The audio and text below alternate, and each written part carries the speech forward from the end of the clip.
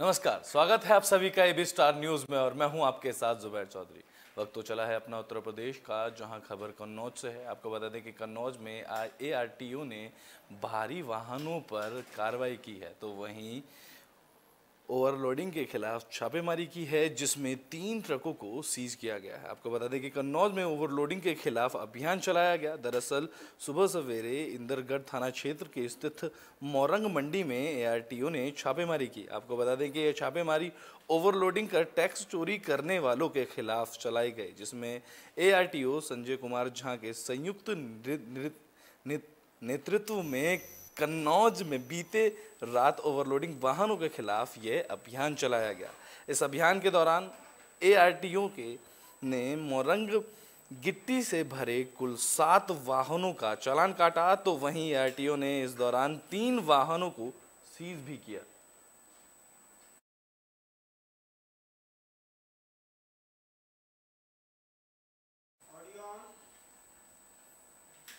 Bulletin में बात अब गाजियाबाद की कर लेते हैं। आपको बता दें कि रूस और यूक्रेन के बीच युद्ध में फंसे भारतीय छात्र अब वापस लौट चुके हैं। वायुसेना का पहला C-17 ग्लोब मास्टर करीब 200 छात्रों को रोमानिया से लेकर गाजियाबाद के हिंडन एयरबेस पर पहुंच गया है। देश के रक्षा राज्य मंत्री अजय भट्ट ने उनका यहां पर स्वागत किया है। बताया जा रहा है कि बीते रात करीब 1:30 बजे वायुसेना का ग्लोबल मास्टर हिंडन एयरबेस पर उतरा और जैसे ही हिंडन एयरबेस पर C-17 पहुंचा, स्टूडेंट को लेकर आए बस एयरबेस के बाहर पहुंची, तो वहीं परिजनों का जमावड़ा लग गया। इस दौरान परिजन अपने बच्चों को देखकर भावुक हो गए। उनकी आंखों में खुशी के आंसू थे। स्टूडेंट्स अपने माता पिता के पैर छू रहे थे। इन तस्वीरों में भारत की संस्कृति की झलक नजर आई। सर, मैं तो यही कहना चाहूँगी कि बच्चों ने जो इतना सर्वाइव किया, 8 दिन से बच्चे सर्वाइव कर रहे हैं, हमें तो बहुत अच्छा लग रहा है अपने बच्चों से मिलकर। पर मैं यही चाहूँगी कि बाकी बच्चे भी आ जाएं, सब अपने घर पहुँच जाएं सेफली। जब यूक्रेन में युद्ध शुरुआत फंसे हुए थे, तो उस वक्त का कैसा हालात था और किस तरह की दिक्कतें आपको फेस करनी पड़ रही थी? मन को भी संभालना पड़ा होगा। सर, हर बार बच्चा हमें यही कह रहा था कि हम काफ़ी पैनिक हैं और हम परेशान हैं, घबराए हुए थे बच्चे भी और पेरेंट्स भी। सर, हम तो पेरेंट्स हैं, हमें तो ज़्यादा ही डर लग रहा था बच्चों को देखकर। नहीं, इंतज़ार तो कर ही रहे थे। ये रेगुलर मेरे कांटेक्ट में रहता है, मुझे कॉल कर रहा था, मैं उसको क्लैरिफाई कर रहा था कब क्या सिचुएशन है, ये मुझे बता रहा था और मैं उसको हैंडल करने के लिए बोल रहा था। बट ये मेन क्वेश्चन यही था कि अपने माइंड को कंट्रोल में रखो, बिल्कुल भी पैनिक मत हो। हमें रोमानिया से एयरलिफ्ट किया गया है। रोमानिया में एयरपोर्ट है बुचारेस्ट ओटोपेनी, वहाँ से हमें एयरलिफ्ट करके इंडिया लाया गया है और हम लोग इंडियन एयरफोर्स के एयरक्राफ्ट से आए हैं, जो कि यहाँ पे है हिंडन एयरपोर्ट के अंदर। जी अच्छा, जब आपका सफर रहा तो उस दौरान आपने भारतीय झंडे का भी इस्तेमाल किया था? सर, एक्चुअल में हुआ ये था, जो इंडिया की आर्मी ऑफिशियल्स हैं उन्होंने एक ऑर्डर पास किया था, जिसके थ्रू अगर आप ट्रैवल करेंगे और इंडियन फ्लैग्स लगाएंगे, उस पर लिख देंगे कि हम इंडियन स्टूडेंट्स हैं, तो कोई भी आपको परेशान नहीं करेगा, मतलब ऑन द वे स्टॉप नहीं करेगा। तो जब हम अपने फ्लैट से निकल रहे थे रोमानिया बॉर्डर के लिए, यूक्रेन रोमानिया बॉर्डर के लिए, तो वहाँ पे हमने उसका यूज़ किया था। हमने हाथ से ड्रॉ किया था इंडियन फ्लैग और वहाँ पे लिखा था इंडियन स्टूडेंट्स ऑन बोर्ड। कुछ भी नहीं मिल रहा, उन्हें ब्लैंकेट्स नहीं मिल रहे, बाहर स्नोफॉल हो रही है। हम जब रोमानिया पहुंचे, रोमानिया से पहले यूक्रेन बॉर्डर तक इंडियन एम्बेसी का कोई सपोर्ट नहीं था। हमने खुद अपने लिए स्टैंड किया, हमने खुद अपने लिए सब कुछ किया। आफ्टर दैट रोमानिया में फर्स्ट कैंप में भी बहुत बुरी हालत थी, लोग एक दूसरे के ऊपर चढ़ रहे थे एंड लिटरली लोगों ने बॉर्डर पे एक दूसरे के ऊपर चढ़ के पेट के ऊपर स्टेप करके वो लोग निकले हैं। इस वक्त मैं हिंडन एयरबेस पर मौजूद हूं और C-17 ग्लोब मास्टर 200 छात्रों को रोमानिया से लेकर हिंडन एयरबेस पहुंचा है और छात्र मेरे साथ मौजूद है। मैं उनसे बात कर लेता हूं। जिस तरीके से आप वहां पहुंचे हैं आज, क्या कहेंगे? हमें बहुत मुश्किल हुई है। हमें लगभग 5 दिन हो गए हैं और 5 दिन के बाद हम यहाँ पहुँचे हैं और ये सिर्फ इसलिए था क्योंकि हमें मेजर जहाँ पे स्टार्टिंग में सपोर्ट मिलना चाहिए था वहाँ हमें नहीं मिला, यानी कि यूक्रेन में हमें कोई सपोर्ट नहीं था, ना तो इंडियन एम्बेसी का और ना ही वो कॉल उठा रहे थे। और एक चीज़ थी, जब हम सेफ जगह पहुंच चुके हैं यानी कि रोमानिया में, वहाँ हमें सपोर्ट मिला है, खाने के लिए मिला है, रहने के लिए मिला है, सब कुछ मिला है। बट दैट वॉट हमें वो नहीं चाहिए था। हमें फ्री टिकट भी दे दिए, वो अच्छी बात है, बट हमें मेन चाहिए था जहाँ पे वॉर जोन है वहाँ पे सपोर्ट मिले। और जो भी हमें बाहर जाना पड़ रहा है और जो भी हम नरेंद्र मोदी के, मैंने एक स्टेटमेंट देखी थी PM की, कि वो ये बोल रहे हैं कि बाहर बच्चे छोटे देशों में क्यों जा रहे हैं, हमसे बिन पूछे क्यों जा रहे हैं। तो यार, अगर हमें जगह ही नहीं मिलेगी यहाँ पे पढ़ने की और हमें इतना पैसा देना पड़ेगा, तो हम क्यों ना जाएं। हमें पढ़ना है ना, तो हमें अपने घर वालों के लिए कुछ करना है, तो हमें जाना पड़ेगा। हम सीधी बात करें कि जिस तरीके से वहाँ पे दहशत भरा माहौल है, उस माहौल में किस तरीके की दिक्कतों का सामना करना पड़ा? हमें हम जिस सिटी में थे, हम बार बार बंकर्स में जा रहे थे और हमें वहाँ पे यूक्रेनियन बंदों का बहुत ज़्यादा सपोर्ट था, तो वो खाना दे रहे थे या वो पीने के लिए हमें देते थे चीज़ें। बट अगर देखा जाए बाकी सिटीज़ में जो और ज़्यादा पास थी बॉम्ब ब्लास्ट के, वहाँ पे बिल्कुल बंकर से निकलने को नहीं मिल रहा था और ना खाना था ना पानी था, कुछ भी नहीं। यानी कीव में भी जहाँ पे इंडियन एम्बेसी का सपोर्ट भी था, वहाँ पे हमारे पास दोस्त हमारे फ़ोटो भेजते थे, लाइक इतना चावल दे रहे थे वो बस 5 बंदों के लिए स्टार्टिंग में, तो वो बहुत ज़्यादा प्रॉब्लम में थे जी। Food and without water and they just survive very hard and like now they cross the border to the Poland and now they have the flight. वहाँ के माहौल को देखकर किस तरीके की दिक्कतों का सामना करना पड़ा? सर मुझे बस इतना कहना है कि इंडियन एम्बेसी ने डायरेक्ट अपनी एडवाइजरी में हमें मना कर दिया था कि हमें खुद बस लेके नहीं जाना है। There situation was very unsafe. हमारे घर से 22 किलोमीटर दूर 3 बॉम्ब ब्लास्ट हुए थे एंड हमारे घर की दरवाजे एंड खिड़कियाँ सब हिल गए थे। बुलेटिन में बात अब कन्नौज की कर लेते हैं। दरअसल यूक्रेन में फंसे एक छात्र और छात्रा ने अपने परिजनों को वहां की स्थिति से अवगत कराया, जिसके बाद उनके परिजनों ने प्रशासन से गुहार लगाई। आपको बता दें कि कन्नौज के इंदरगढ़ कस्बे में रहने वाली चांदनी भारती 4 साल पहले यूक्रेन में MBBS की पढ़ाई करने गई थी, तो वहीं कन्नौज का एक युवक भी भारत से यूक्रेन में पढ़ाई करने के लिए गया था। इसी बीच यूक्रेन में महायुद्ध शुरू होने से वह वहीं फंस गए। यूक्रेन से कोई मदद ना मिलने की वजह से ये दोनों छात्र 3 दिन से रोमानिया बॉर्डर पर फंसे हुए हैं, जिसके बाद छात्रों ने परिजनों को इसकी जानकारी दी, तो वहीं परिजनों ने जिला प्रशासन से गुहार लगाई, जिसके बाद उन्हें रोमानिया में एंट्री दिलवाई गई। इसकी जानकारी देने खुद SDM चांदनी के घर पहुंचे और जल्द ही दोनों के घर लौटने की बात बताई। बिछड़ों के आने की जानकारी मिलते ही दोनों के परिवारों में खुशी की लहर गूंज उठी।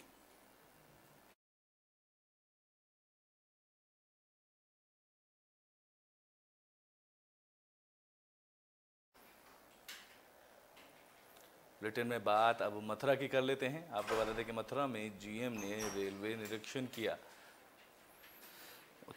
उत्तर मध्यम रेलवे के GM प्रमोद कुमार मथुरा के दौरे पर पहुंचे। इस दौरान GM प्रमोद कुमार ने मथुरा के रेलवे स्टेशन का बारीकी से निरीक्षण किया, जहां उन्होंने सर्कुलेट एरिया, रेलवे प्लेटफॉर्म और अन्य रखरखाव का भी निरीक्षण किया।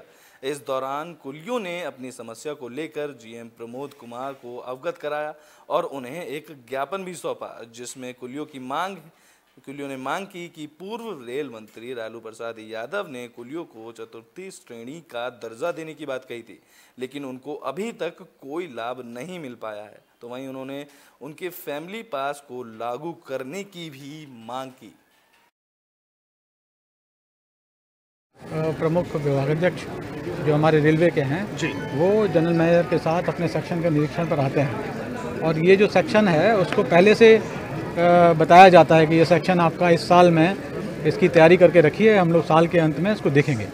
तो शुरू में उसको नामित कर देते हैं, उसमें सारे के सारे इनपुट डाले जाते हैं, सभी लोग उसमें काम करते हैं ताकि वो सेक्शन इतना बढ़िया रहे, आगे उसमें कोई और काम करने। बुलेटिन में बात अब हाथरस की कर लेते हैं। आपको बता दें कि हाथरस के सरसों के खेत में भीषण आग लग गई, जिससे इलाके में अफरा तफरी का माहौल हो गया। हाथरस जंक्शन क्षेत्र के अखाईपुर गांव में अचानक सरसों के खेत में आग लग गई, जिसमें खेत के मालिक को भारी नुकसान हो गया। बताया जा रहा है कि पूर्व प्रधान ने अपने खेत में सरसों की फसल लगा रखी थी, जो पक जाने के बाद कटवा कर शाम को खेत में ही इकट्ठा करके रखवा दी गई। जैसे ही वह खेत से लौटकर घर पहुंचे, तभी अचानक सूचना मिली कि उनके खेत में रखी सरसों में आग लग गई है। मौके पर जाकर खेत मालिक ने देखा तो आग काफ़ी तेजी से जल रही थी। पूर्व प्रधान ने शोर मचाया तो सैकड़ों की संख्या में ग्रामीण मौके पर पहुंचे और सरसों में लगी भीषण आग को बुझाने में जुट गए। सूचना पाकर मौके पर फायर ब्रिगेड की टीम भी पहुंच गई, जिससे फायर ब्रिगेड की टीम ने बड़ी मुश्किलों से आग पर काबू पाया, लेकिन तब तक खेत में रखा पूरा लाहा जलकर राख हो गया था। सरसों के खेत में आग लगने से लाखों रुपए का भारी नुकसान की आशंका बताई जा रही है। हमारा लाया है, ऐसा है, शाम को हमने इकट्ठा कराया है इसको और पता नहीं रात को घर पहुँचे, फोन पहुँचा यहाँ से लाया में आग लग गई। और कुछ कितनी बीघा का लाया तो? 5 बीघा। बुलेटिन में बात अब वाराणसी की कर लेते हैं। आपको बता दें कि वाराणसी में समाजवादी पार्टी को समर्थन देने ममता बनर्जी पहुंची, जिनका बीजेपी के कार्यकर्ताओं ने जमकर विरोध किया। आपको बता दें कि पश्चिम बंगाल की मुख्यमंत्री ममता बनर्जी समाजवादी पार्टी के प्रचार के लिए बुधवार को शाम वाराणसी पहुंची। वाराणसी पहुंचते ही बीजेपी कार्यकर्ताओं ने ममता बनर्जी का विरोध किया और घाट पर योगी और मोदी जिंदाबाद के नारे लगाए। बता दें कि गंगा आरती देखने निकली ममता बनर्जी को काले झंडे दिखाए गए, तो वहीं ममता बनर्जी का अनोखा अंदाज देखने को मिला, जिसके बाद ममता बनर्जी कार को रोककर प्रदर्शनकारियों के सामने खड़ी हो गई। यह देख सुरक्षा कर्मियों को पसीना आ गया। ममता हाथ बांधे खड़ी हो गई और इस बीच सुरक्षा कर्मियों ने बड़ी मुश्किल से हालातों पर काबू पाया।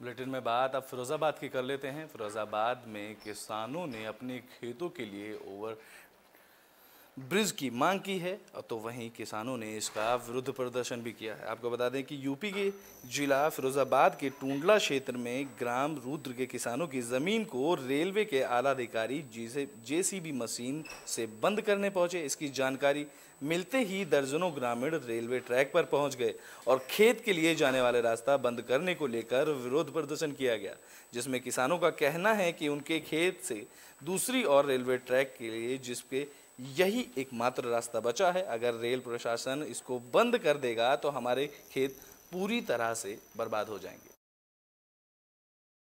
जबकि यहाँ से लेके नागपुर स्टेशन तक ये किसानों की जमीन है, तो अब अभी तक 100 साल यानी 60 साल की मेरी उम्र है, तब से यहाँ पे कोई भी रास्ता नहीं था। वो रास्ता लाइन नहीं थी। 10 साल से यहाँ। बुलेटिन के आखिर में बात प्रयागराज की कर लेते हैं। आपको बता दें कि प्रयागराज में घर लौट रहे पिता और बेटे पर कुछ बदमाशों ने गोली चला दी।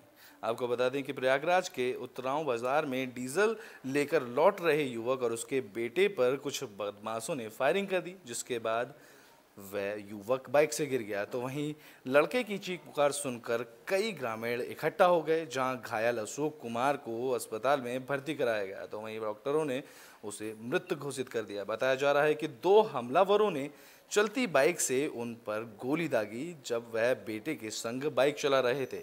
घटना को अंजाम देकर बदमाश भागने में कामयाब रहे, तो वहीं परिजनों ने इस हत्या का आरोप गांव के ही 2 लोगों पर दर्ज कराया है, जिसके बाद पुलिस हमलावरों की तलाश में जुट गई है।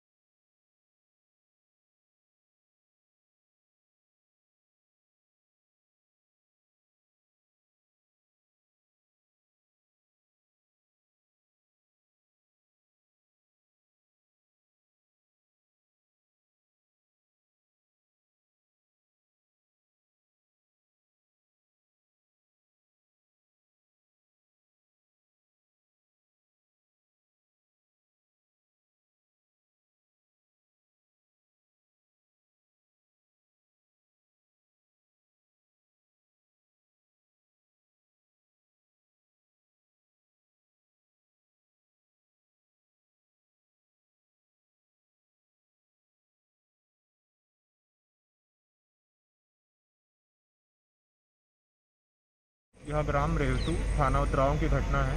पुलिस को सूचना प्राप्त हुई थी कि अशोक भारती नामक व्यक्ति को बाइक सवारों ने गोली मार दी है। इस पर तत्काल पुलिस का द्वारा घटना का निरीक्षण स्थल किया गया और उन्हें एसआरएन हॉस्पिटल भर्ती किया गया था। एसआरएन हॉस्पिटल भर्ती करने के पश्चात उन्हें यहाँ पर डेड घोषित कर दिया गया है। परिजनों से तहरीर प्राप्त की जा रही है। घटना का स्पष्ट कारण अभी तक पता नहीं चल पाया है। सभी बिंदुओं की जांच की जा रही है, वहाँ के आस लोगों से भी पूछताछ की जा रही है और तहरीर प्राप्त करने के बाद अग्रिम विधिक कार्रवाई की जाए।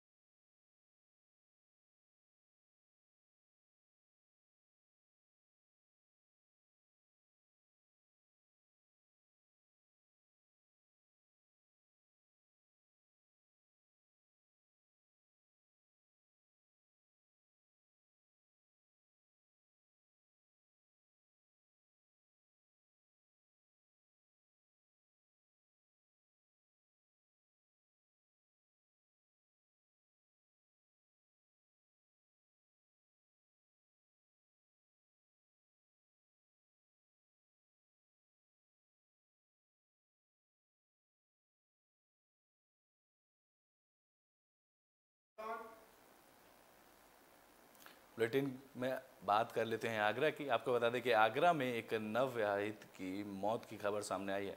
आपको बता दें कि नवविवाहित की मौत पंखे से लटक कर हुई है। आपको बता दें कि उन्होंने पंखे से लटक कर आत्महत्या कर ली, जिसका शव परिजनों ने बरामद किया। आपको बता दें कि परिजनों ने हत्या का आरोप लगाया है। पति के अवैध संबंध के कारण परिजन घटना इसमें हत्या का आरोप बता रहे हैं। आपको बता दें कि परिजनों का कहना है कि पति के अवैध संबंधों के कारण पत्नी ने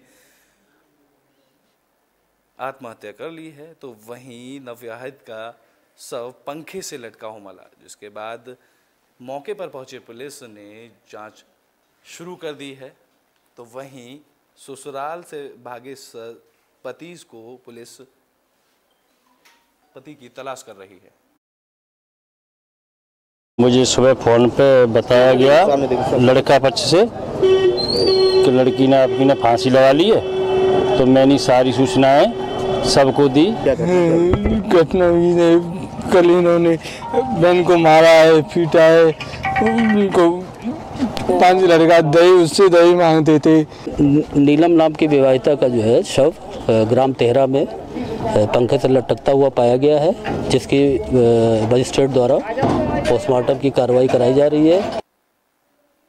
बुलेटिन के आखिरी में बात मथुरा की कर लेते हैं, जहां डीजीपी मुकुल मथुरा के बांके बिहारी मंदिर में पहुंचे। आपको बता दें कि वृंदावन उत्तर प्रदेश के डीजीपी मुकुल गोयल बुधवार को धर्म नगरी वृंदावन आए। धार्मिक यात्रा पर आए डीजीपी ने जग प्रसिद्ध ठाकुर बांके बिहारी मंदिर में ठाकुर जी के दर्शन किए और वेद मंत्रों के माध्यम से पूजा अर्चना की। तो वहीं इस दौरान पत्रकारों से रूबरू डीजीपी ने कहा कि विधानसभा चुनाव की मतगणना और होली के प्रश्न पर पुलिस प्रशासन ने मतदान शांतिपूर्ण संपन्न कराया है। मतगणना भी सही ढंग से पूरी कराई जाएगी। साथ ही उन्होंने कहा कि ब्रिज में होली का पूर्व अच्छी तरह से मनाया जाता है। इस बार भी यह पर्व सकुशल संपन्न हो, इसके लिए व्यवस्था की जा रही है।